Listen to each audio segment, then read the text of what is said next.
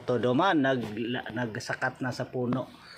Dawa sain may anong kadigdi mahiling na unggoy. Ayun, ayun oh, naghahanap buhay oh. Oh, ha, kita mo yan.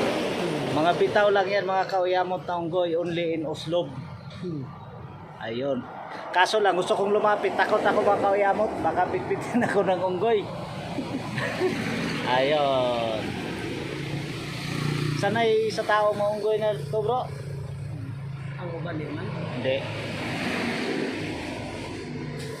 Kaya pala kanina may lumagabog dyan oh. Yan, hanap pa tayo ibang unggoy. Ang mga unggoy dito, bitaw lang mga kauyamot, makikita nyo lang kahit saan dito.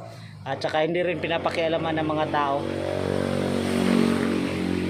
Ayan. Mamaya punta tayo sa ano. Ayun pa oh, may unggoy tumutulay-tulay doon sa dulo. Hindi ko nakita.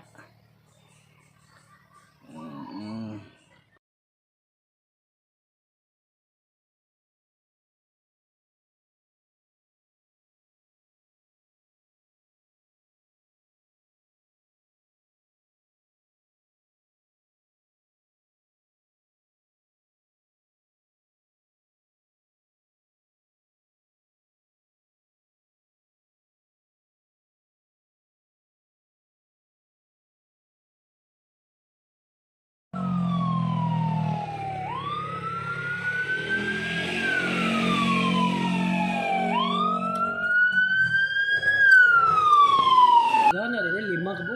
Uy, grupo pala to. Gang ng unggoy itong nandito. Ayan na, lumambitin na ang isang unggoy. Walang tali yan mga kauyamot. Hindi na silang standby. Bugnaw mo ko diya. Ada. Yan na. Itlog ramilya, awa na. Kaon ng itlog siyang manok. Dia. Marunong pala magkupra dito mga kauyamot yung ano, unggoy dito. Ayun pa oh, tumulay na sa wire. Ayun mga kauyamot oh, tingnan natin ha. I-zoom lang natin mga kauyamot, takot akong lumapit. Ayun, wala na. Nandito, nagkukupra. Ayan oh.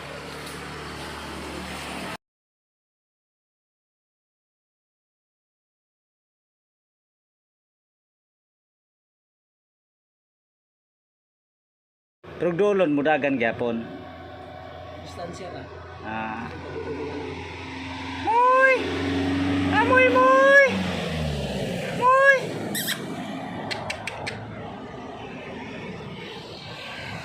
Alright, ate matinabang. Moy, ayan na, moy. Ay, takot. Matinabang. Madayo tayo dito. Ayan oh, ang daming unggoy oh.